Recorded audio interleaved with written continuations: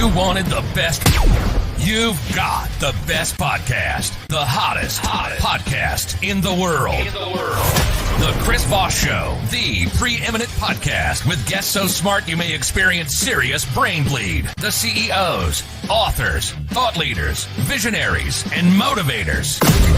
Get ready. Strap yourself in. Keep your hands, arms, and legs inside the vehicle at all times, because you're about to go on a monster education roller coaster with your brain.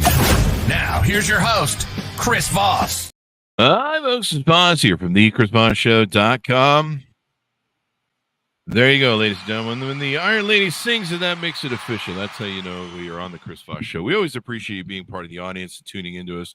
For 15 to 16 years now, we've been bringing you the CEOs, the billionaires, all the smartest people, the Pulitzer Prize winners, the people in our government, all the people who bring you their stories, their lessons of life, their journeys, things that they learned the hard way, so you don't have to learn them the hard way too. How about that? And so they help you join the elite crowd of people that bask in what we call the Chris Voss Show glow. As always, we just beg, plead, grovel that you will refer the show to your family, friends, and relatives. Go to goodreads.com/Chris Voss, linkedin.com/Chris Voss, youtube.com/Chris Voss, that big LinkedIn newsletter that grows like a weed. And then, what is it? The LinkedIn 130,000 group as well. Today, we have an amazing young man on the show with us today. Josh Green joins us. He's the CEO of the Mather Group.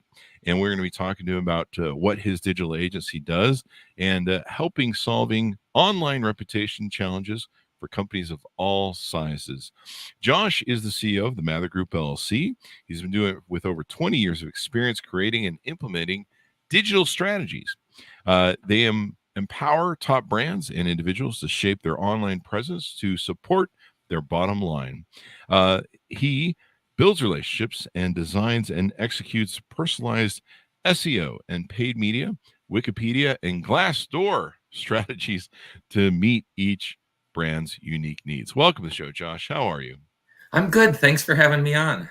Thanks for coming. I was laughing a little bit on the Glassdoor strategy part because I've read a lot of bad Glassdoors. It's kind of almost becomes a fetish after a while when you can find some really, really bad ones on a company. Give us your.com so people can find you on the interwebs, please, sir. Oh, sure. I'm at the Mather Group LLC.com. So MATHER. So Mather. Yeah. And give us a 30,000 overview of what you do over there. Sure. We're an online reputation management company. We help high-profile companies and individuals with how they are showing up in two places, on their Wikipedia pages and how they're showing up in the Google search results, which, as you can imagine, has a lot going on right now. Yeah, there's a lot going on. They have this new thing that they're doing where it's is it like a profile page or something? Or but it's like a profile of you, and for some reason, whoever's top in search is the one that gets it, and everybody else gets screwed. Which I guess is what you do, is help people figure all that out. Yeah, what you're probably seeing is on the top right of a lot of the Google search results is what's called the knowledge panel. And if you search on a name, Google's choosing sort of who it thinks is the person you're most likely to search for. So unfortunately, if you share a name with someone famous, they're probably getting top billing. And anyone looking to find you probably has to drill down with a few adjectives describing where you, what you do in order to get your information showing up. There you go. So you probably help people overcome that and fight their way possibly to the top then. Yes. One of the big things that people are concerned about is how they're showing up in Google, because it's essentially their business card. People just Google whoever they're going to be meeting and see what they can find out about them. Yeah, I used to have a client years ago named Billy Cox, and Billy Cox he was out of Texas. And Billy Cox is also the bassist for Jimi Hendrix's band. So have fun fighting with that. Yeah. I mean, I have it with my own name too. There's a world famous professor author who shares the same name, and he's out there. Now, is it cheaper to hire a hitman for that, to fix that problem, or is it cheaper to work with companies like yours? I think it might actually be cheaper just to legally change your name if you were looking for a low cost, lower liability sort of situation. All right, so I should probably call that hitman and ask for my money back. In doing what you do, tell us a little bit of your history, how you got into this business, how you started your own company, entrepreneur wise. Tell us a little bit about you and your upbringing, your hero's journey, if you will. Yeah.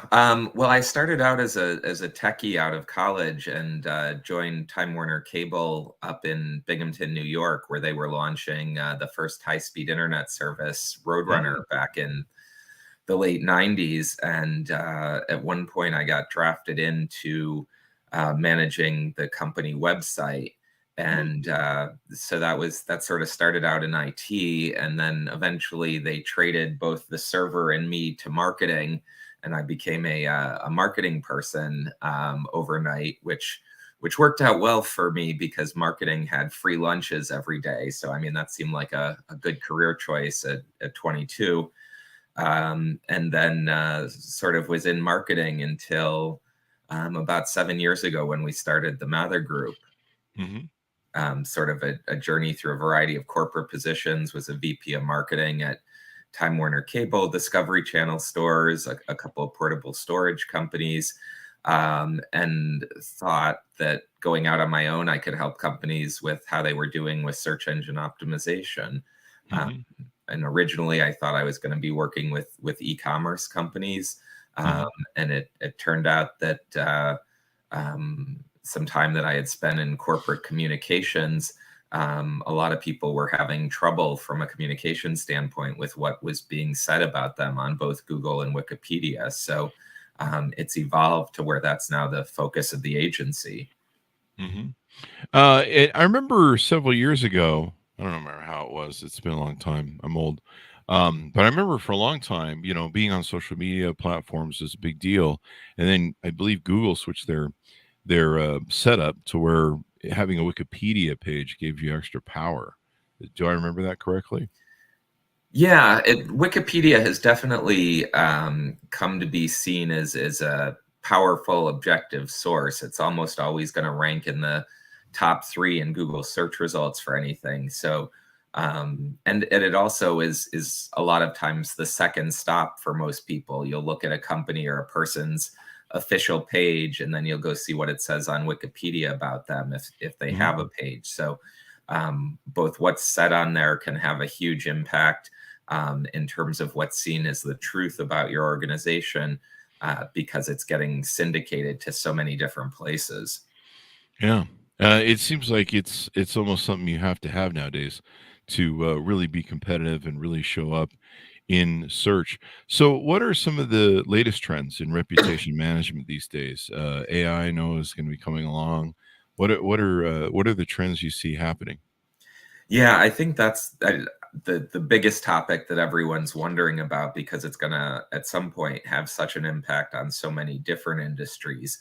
Right now, from a reputation standpoint, it's pretty tricky to figure out exactly where all of that information is coming from. You're seeing a lot of articles about where all these large language models are being trained on, and what we're seeing is Wikipedia seems to be picking up steam in terms of the weight it's carrying, Mm. because you've got TikTok now using Wikipedia snippets for some of its Oh, search really? results.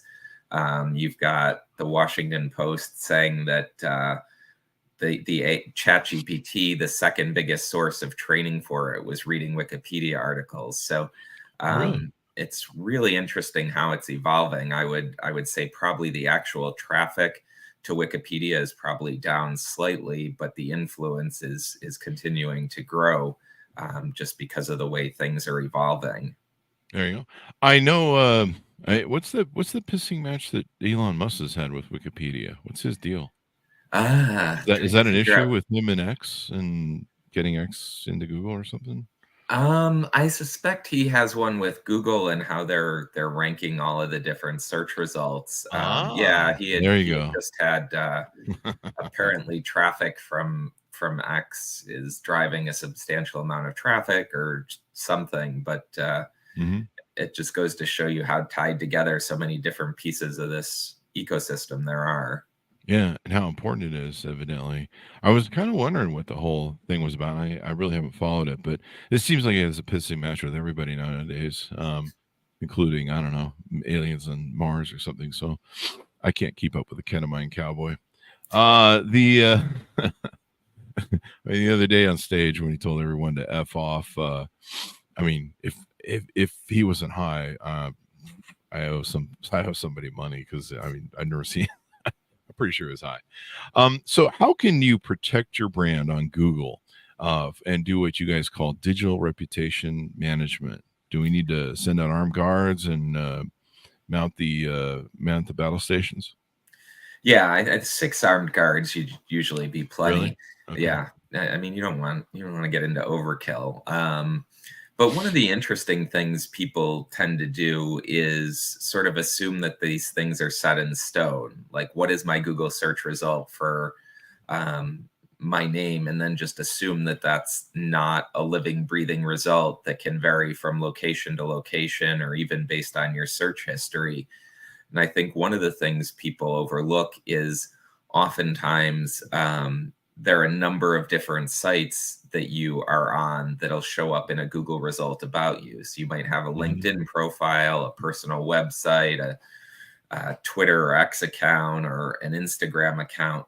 And all of those things show up in Google, and Mhm. you can control what your sort of squib or bio is. And what I've been fascinated to find recently is even some of the very big companies or billionaires that are on your show may very well have descriptions of themselves from like a decade ago, or that an intern clearly did when setting up a Instagram account was challenging technically.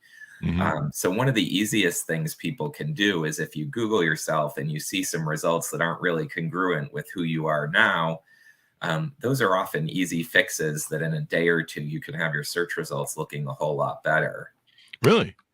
Yeah. These are the things that people have these artifacts where they're not keeping up to date because there's so many crazy things to do, and so they lose track of all this stuff. We get that with bios, like even the bios sent to the show. We're like, is that updated? They're like, ah, no, it's different now, and it's like, yeah, there you go. And so this is really important so that people can find you. I one of my pet stores that I have local. I had always driven by them. They were a little small shop. They were one store shop, and I would always drive by them, but I could never remember the name. It was called Synergy Pet Store or something like that. Synergy something. And I can never remember that word synergy for some reason. It would just never stick. I just would never equate it with dog treats.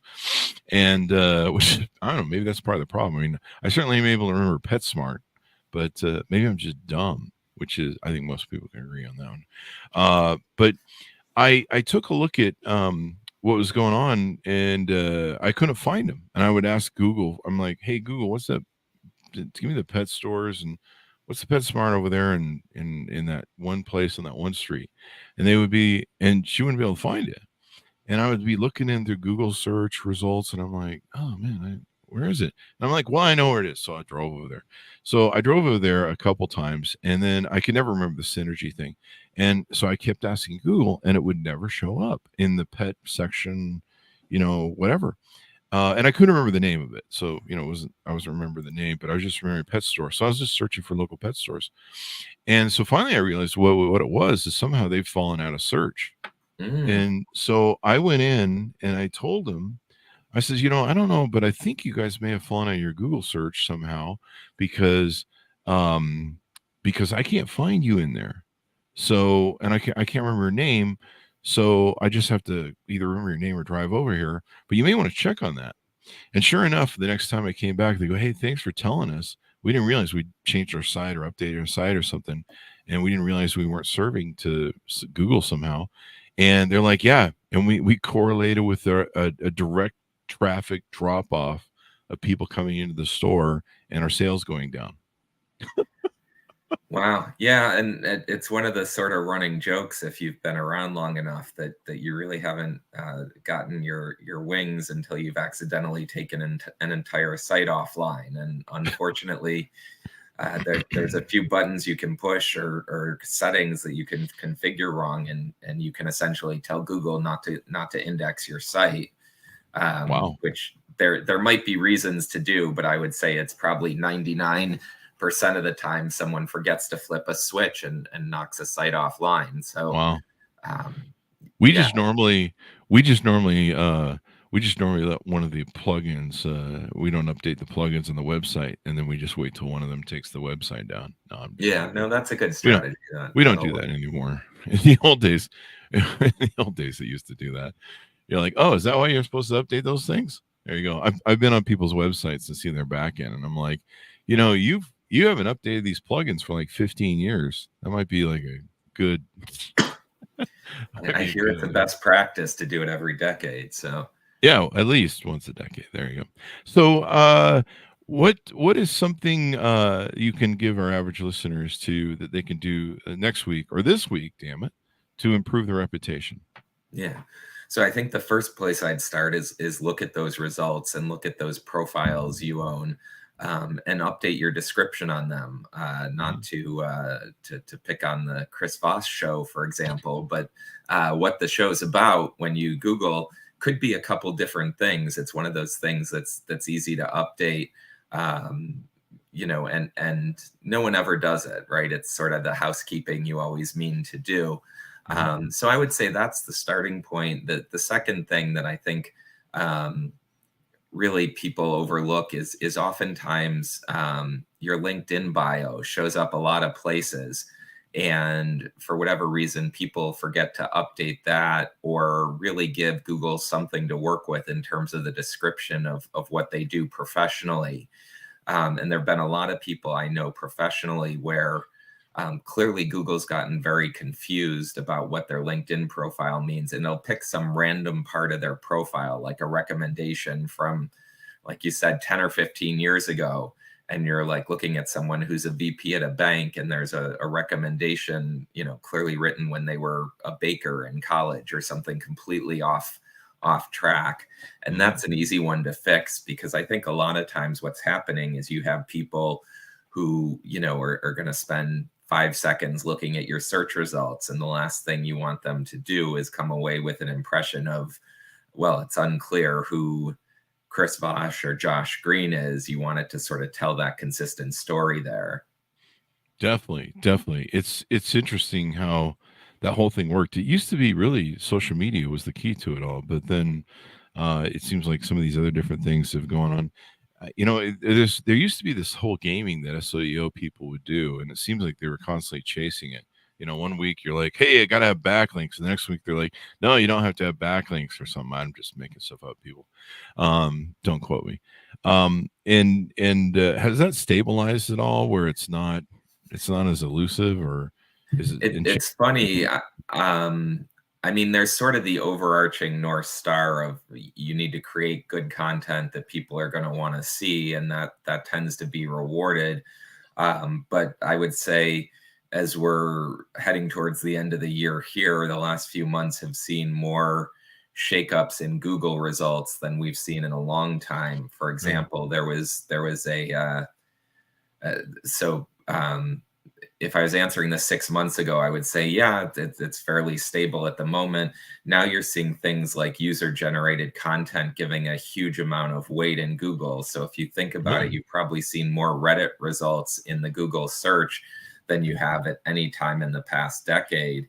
And that's an interesting experience for people, because Google's clearly something in their algorithm has changed so that Reddit is getting more value, because people were getting the idea that they could get authentic results from Reddit as opposed to a bunch of really optimized copy. And what's been sort of funny about that is sometimes you're getting Reddit threads that are a decade old, and they may very well be user generated, but that doesn't mean they're good. It just means they're user generated.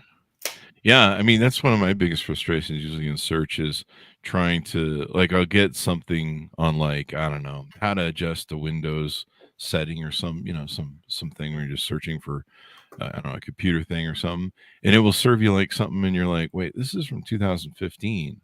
Like, this is from a whole different Windows version. Why is this ranking top?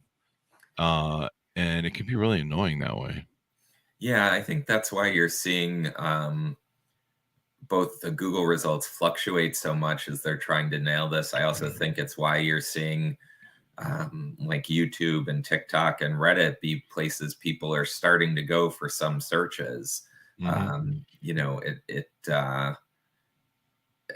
it's a really challenging search experience with Google changing the results all the time. So it is actually a pretty good time to be an SEO as you're trying to figure out what's causing all these changes. But for a consumer, like you said, if you're just trying to find an answer to a specific question, it can be maddening.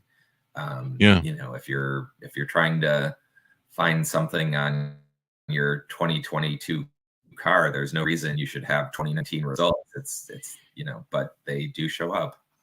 Yeah, it can be maddening sometimes. So I know we mentioned Reddit, and I know Reddit had this big kerfuffle, probably with partially Google search, but also with ChatGPT's AI systems that evidently just started scraping their site, and they were probably not too happy about it, evidently, from what I understand, because they basically, basically what ChatGPT is scrape the internet for free, and now it's reselling it back to you. So, how do you see AI affecting Wikipedia, SEO, these Chat GPTs and other sort of forms of AI? I think it's going to be really fascinating to see how it shakes out. I think it's definitely the wild, wild west right now. Wow. You can see, I'm sure Reddit has some terms of service if you visit their site that no one's ever paid attention to, but probably they say things like you can't copy the entire site. So it reminds me a little bit of the start of Uber, where the first mover sort of just breaks all the rules and sees what happens down the road. I think it is going to have an impact on everything. You're seeing some of that now. On the search side of things, it's definitely improving the floor of like content. So now even your crappy, no human being is ever going to read this, we're just creating this so it might rank in Google and get a couple of clicks, is going to look a little bit better. So that's going to have an impact. And also, I think there's going to be, to use a financial expression, the flight to quality, where people are going to continue to look for authenticity and brand names they know and recognize, because it's so easy to just come up with random content about anything at this point. Especially if AI, you're using AI to generate stuff. Amazon's seeing a huge problem right now where people are basically taking travel books and just running them through an AI system, making them unique enough, I guess, to skirt copyright in some way. And they're flooding Amazon with travel books and I guess other books now too. Like literally, they're just going to turn, if you have a book like mine, Beacons of Leadership, or anyone else that's got a genuine book that they actually wrote, it's you're gonna get buried. Like I'm just kind of thinking from an author aspect. I'm like, it's gonna be like trying to be like back in the day when you were Black Sabbath, and now there's Spotify and YouTube, and every guy who's got a guitar now is flooding the channels with everything and noise, to where people are like, what was that one band? That sort of thing. Yeah, I mean, it's partially Amazon's running into the same thing that Google has, in that if your results keep getting worse, at some point you're going to lose some of your market leadership. I think what you're seeing with sort of the fake books is in some ways a natural extension of, for a while, Amazon has rewarded knockoff products for things, right? If I try and go and buy a weight set, there's probably 20 weight sets that are all more or less identical, just trying to see who can win a keyword optimization game. And you don't see a normal description of, here's a 20-pound weight, you see here's a 20-pound weight for weightlifting, gym, women, men, 40-year-old, 50-year-old, like any keyword into the description where they're almost unreadable at this point. And I think you're going to see, where Amazon's essentially outsourced to the marketplace. Hey, you figure it out which one of these things you want to buy, and hopefully reviews won't be too fake. And now they're doing it with sort of the books too, where people are just, I'm going to write a synopsis of a book and sell it and see, if people don't complain, I'll make some money off of it. Yeah, I've seen this hijacking of one of the things I subscribe to is I have Audible, and I read a lot of books on Audible, and they seem to filter the summary. They do these summary books, and there's a company called Everand. They were named something just before it, but it's also like an Audible, but cheaper. You pay a monthly fee. And there's a lot of books on there that you can get that you don't have to pay money. You just get them for free because you pay the monthly, and usually like older books. And so one thing I noticed on that new site that's not Audible is there's a lot of these summary books. So it's like, Robert Greene's book, 40 Laws of Power. There's like 10 different summary books that people have.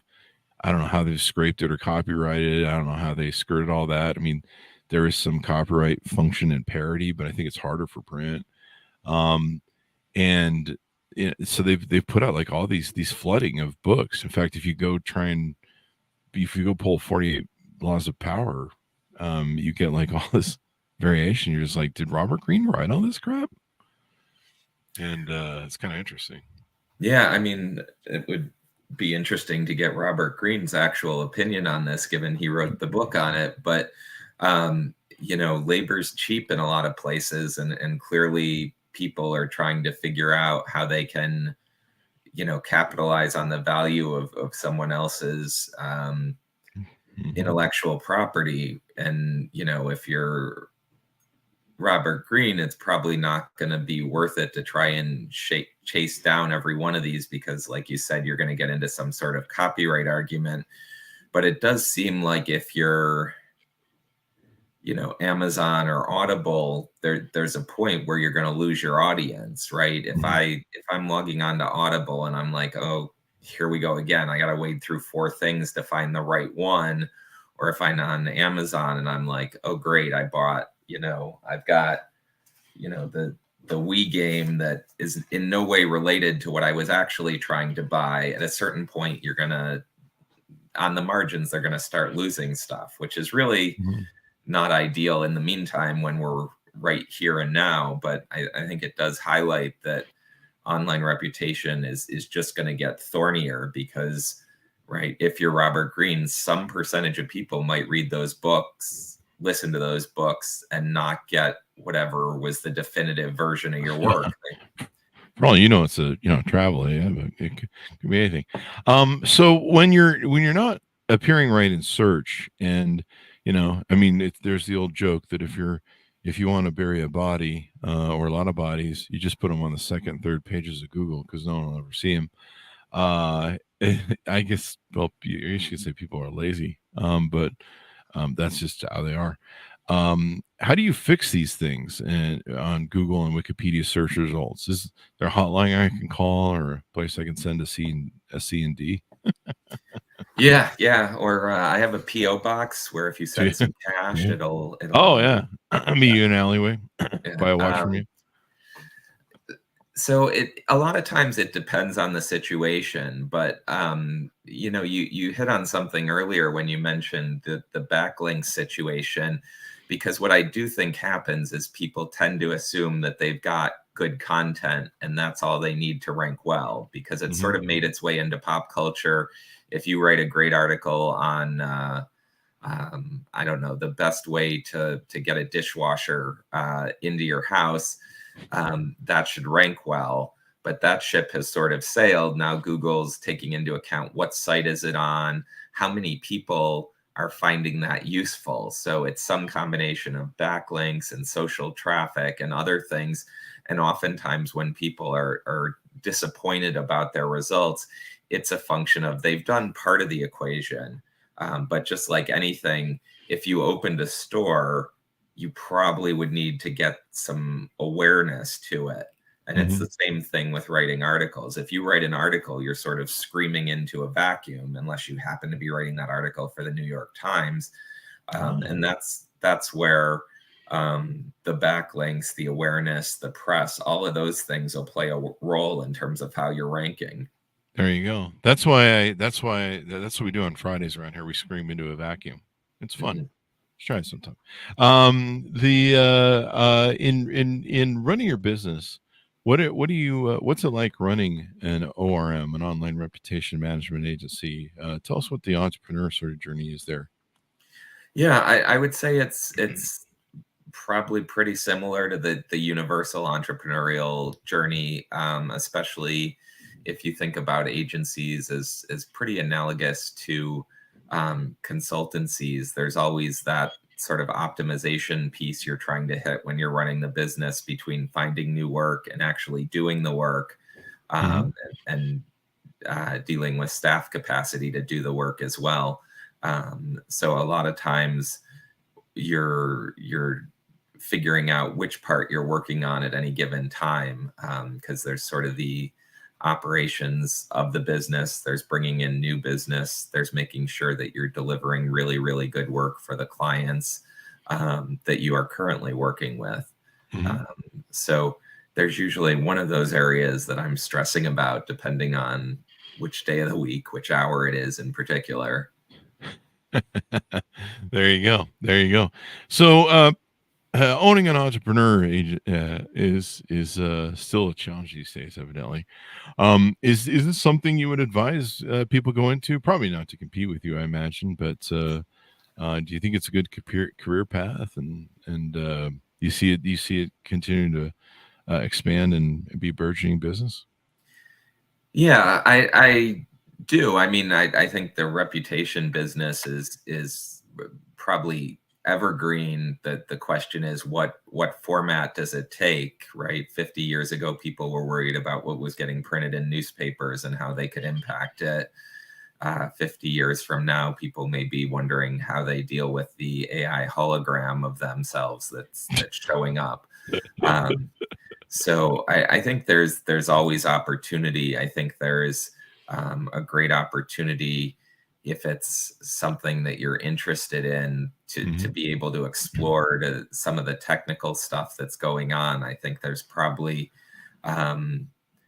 more opportunity now than there's ever been, because AI and ChatGPT's only been out a year at this point as we're talking. So there aren't a lot of people who are definitive experts or who have tons of experience in it. So if you can learn some of these new things that are out there, really then the question is, where do you apply them? It might be in the reputation management field. It might be that you've figured out a way to use it in terms of running that pet shop. Maybe there's a way to create a diagnostic to figure out what's ideal for your pet in terms of food or medical care. I mean, there's definitely all kinds of capabilities that people are just beginning to explore.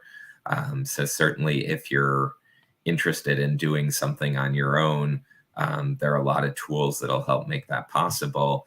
And at the same time, if you're looking at the corporate world, I think you can use a lot of these tools to really improve what you're able to do, in terms of either capabilities or things that you can bring to your job. You're seeing a lot of that sort of repetitive first year work in a lot of industries is now starting to take place at a higher level, because some of it you can do online, as opposed to maybe needing to put in 18-hour days to get to a certain level of competency. So that's sort of a nice change that's coming, and probably a nerve-wracking one as well. Definitely nerve-wracking. It's the technology now is moving so fast. I don't know how anybody keeps up with it. I mean, it's basically crazy. All stuff's out there. Does LinkedIn play a part in anything? I mean, LinkedIn seems to have had a quite the resurgent. There's a powerful place to be. I see you've got the Mather Group newsletter over there that's doing well. We've got the Chris Voss Show newsletter, and then my newsletter under Chris Voss, that just grows like a weed. Is LinkedIn making a factor at all? Very much so. I think you're seeing almost everyone in a professional capacity is on LinkedIn in some way. So it's a very large network. It hasn't totally become overrun with spam, so that's nice for at least the next 6 months, and then I'm sure it's gonna continue. They keep trying to do things with the mailboxes on it. But yeah, I mean, you can reach an awful lot of people if you can be in front of whatever their algorithm is trying to prioritize. I think in this year we've seen that their newsletters and their LinkedIn Live stuff really can deliver some substantial bang for the buck. And if you're trying to do thought leadership, it's really where you should be. You just need to make sure you're doing it well. You're doing something that's value add for people, because you're starting to see the proliferation of people posting stuff that looks very much like they got it right off of an AI generator and they didn't bother to proofread it, which is, kind of risky as well, because if professionally people are like, oh, they copied their term paper, or they just pasted AI driven content in, that's not going to go so well. But if you're doing well at putting content out there, yeah, I think LinkedIn is huge right now, especially in a lot of industries where, there are a couple of trade publications, but not much else. So yeah. It seems to be really back in the day, it was always the joke that Twitter was the bar, Facebook was your home, and LinkedIn you think of your office. And it does seem like a lot of the spam got cleaned up there. At least somehow I did do a whole sort of inventory where I got rid of all the people and unfollowed people that were, posting like dog pictures on there. And you're just like, hey, I love your dog, dude, but this isn't right. You don't bring your dog to work unless it's one of those things or something. I don't know. But so give us your final pitch out as people go out. What sort of client do you work with? How much, is there a certain amount of sales or income they need to have, revenue generation they need to have to work with you? And how can they handshake you, get to know you, and build a relationship with you? Yeah, absolutely. So as we've discussed, we're focused on online reputation management, mostly helping bigger companies who have reputation issues on Google or Wikipedia with how they can solve them, how they can improve them.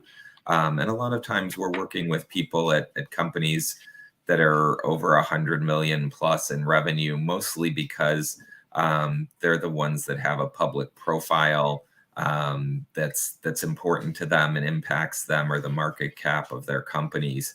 And happy to chat with anyone about it. You can find us at the Mather Group LLC on LinkedIn, on our website, in a variety of the social places. And we do a lot of webinars that people can come to and really talk through whatever kind of situation they might be having. So always happy to chat, and I appreciate you having us on to talk today, Chris. I appreciate you coming on. So give us people your .com so they can onboard and reach out to you guys. Sure. We're the mathergroupllc.com, and Mather's spelled Mather. There you go. And there'll be a link on the Chris Voss show for the SEO. My brain's cracking there. I don't know what the hell's going on. So thank you very much. We certainly appreciate you coming on the show and sharing this all with us. And it's something we all need to focus on, don't we? Yeah, it makes a big difference. And thank you again for having me on today. Thank you very much, Josh. We really appreciate it. Thanks, Artists, for tuning in. Go to goodreads.com/Chris Voss, LinkedIn.com/Chris Voss, Chris Voss 1 on the tickety talkety. What is there? The Chris Voss YouTube, or it's youtube.com/Chris Voss, and then Chris Voss, Facebook.com if you want to talk to us on the Facebook groups over there. Thanks for tuning in. Be good to each other. Stay safe, and we'll see you guys.